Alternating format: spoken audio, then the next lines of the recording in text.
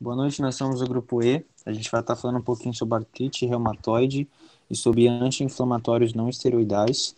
E a gente vai começar agora introduzindo o nosso caso. O nosso caso problema envolve uma mulher de 37 anos, CJ, mãe de 2 filhos, que tem como hobby assistir novelas enquanto fuma e bebe café. CJ trabalha como cabeleireira e passou a apresentar dor, inchaço e vermelhidão nas articulações das mãos, cotovelos e tornozelos, além de sentir uma certa rigidez nessas articulações. Com isso, ela busca ajuda médica e, ao fazer o teste físico, o médico viu que ela apresentava dor à compressão das articulações e que seus exames também apresentavam alta quantidade de células inflamatórias, teste positivo para fator reumatoide, positivo para autoanticorpos contra peptídeo citrogenado cíclico e elevada proteína C reativa. Com isso, ela é encaminhada para um reumatologista, que pede um raio-x das mãos e vê uma lesão óssea erosiva. Então, decide iniciar um tratamento com ácido acetilsalicílico para amenizar os sintomas e metotrexato para o controle da doença. Ela responde bem ao tratamento com a redução da dor e da inflamação, mas começa a se queixar de dores no estômago. E uma endoscopia revela uma gastrite. Então, o médico decide trocar o ácido acetilsalicílico por celecoxib, além de aconselhar a CJ a interromper o consumo de café.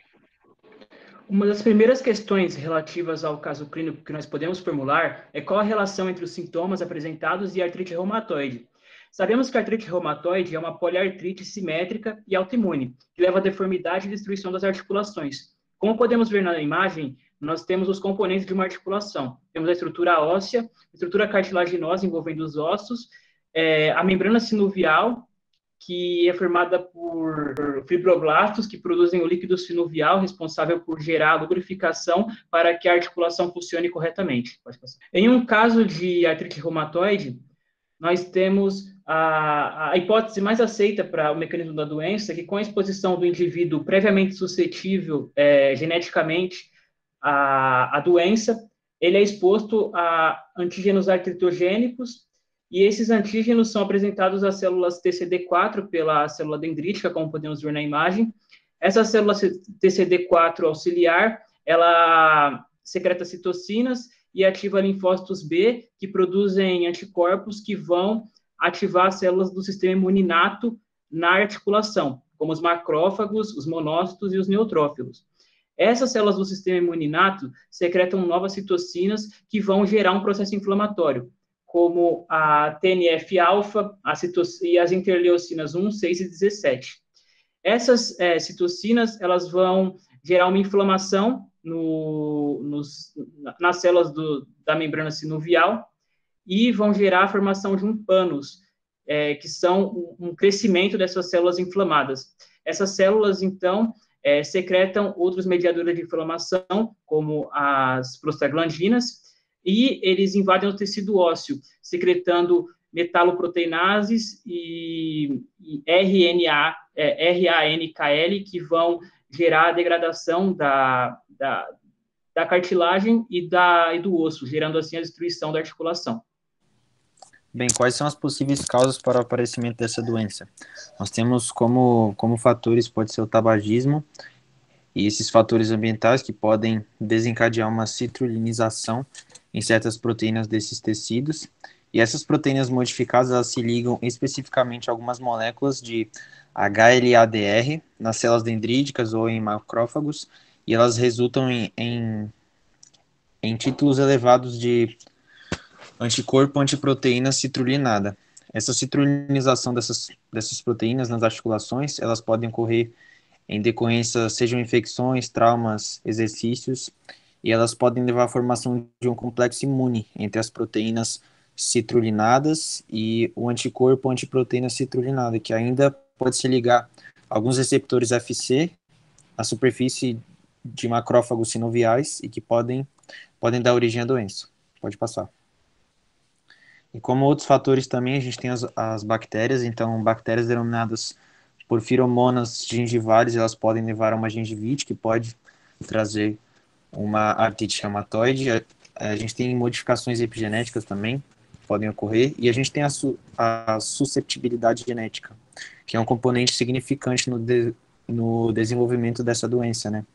Então, existe um gene de susceptibilidade, que ele é conhecido, é o locus HLA classe 2, e tem uma região específica, que é de 4 aminoácidos, que é localizado na fenda de ligação ao antígeno, que é compartilhada pelos alelos HLA-DRB1 0401 e o 0404, que postulam, eles basicamente apresentam autopeptídeos artritogênicos ao linfócito TCD4+. Então, esses são as possíveis causas.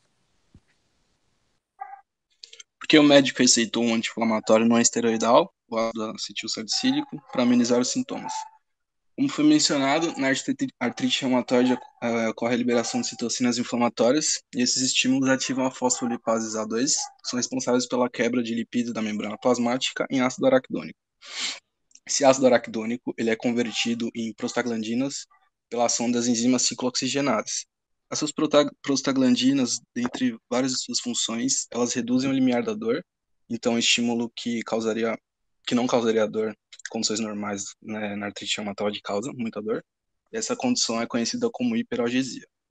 O ácido acetilsalicílico ele atua acetilando irreversivelmente a serina da enzima ciclooxigenase, então não acontece a conversão de ácido araquidônico em prostaglandina. Pode passar. Então aqui a gente vê na esquerda a enzima ciclooxigenase em condições normais, tem o ácido araquidônico no sítio catalítico, que é convertido em prostaglandina, e a prostaglandina exerce suas funções, dentre elas a hiperalgesia. E na direita você tem a COX sob a ação do ácido acetilsalicílico, a acetilação irreversível da serina pela aspirina, que o ácido acetilsalicílico se converte em ácido salicílico, e assim o ácido araquidônico não é convertido em prostaglandina. A quarta questão refere-se à relação entre o anti-inflamatório e a gastrite apresentada pela paciente.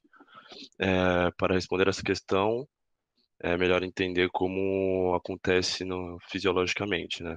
Então, a formação de prostaglandinas provenientes aí de ácidos araquidônicos livres nas células parietais do estômago, que vão ser clivados aí pela COX-1, e essa prostaglandina formada vai entrar em contato com o receptor dessas células parietais, mais especificamente o receptor EP3, que vai transduzir um sinal que vai culminar na diminuição da secreção do suco gástrico.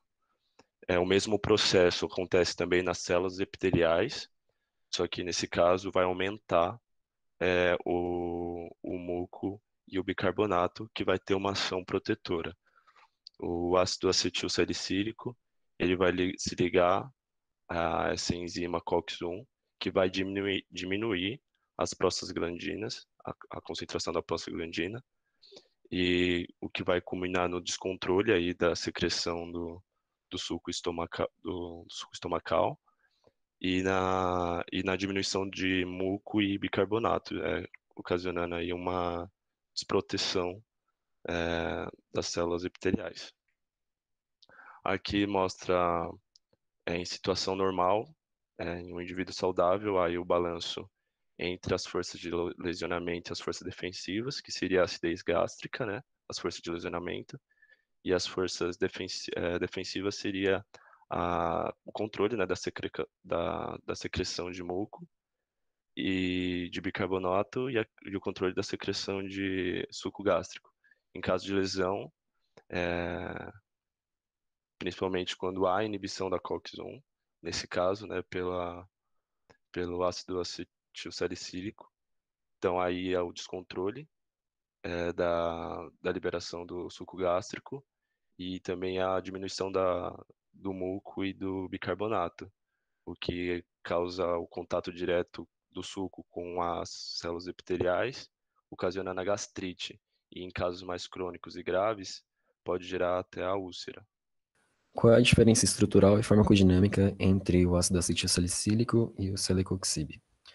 A partir do conhecimento espacial da COX-1 e COX-2, o desenvolvimento de fármacos COX seletivos foi possível. Então, na imagem, a gente pode ver a diferença no tamanho das moléculas dos dois anti-inflamatórios não esteroidais.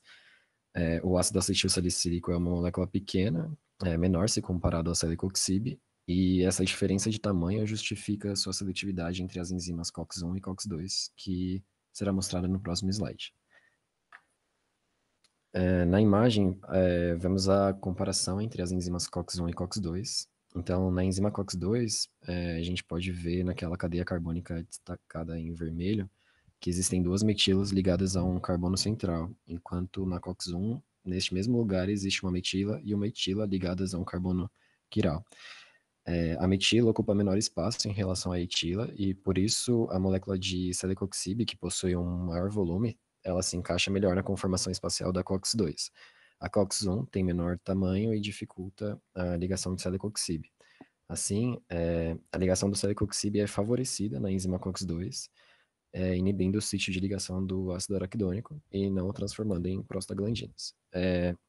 E pela seletividade exemplificada, o médico optou pela troca dos fármacos utilizados no tratamento, diminuindo a irritabilidade gástrica causada pelo ácido acetil salicílico por inibir COX-1 e COX-2 ao mesmo tempo. E essas são as referências que utilizamos no nosso trabalho.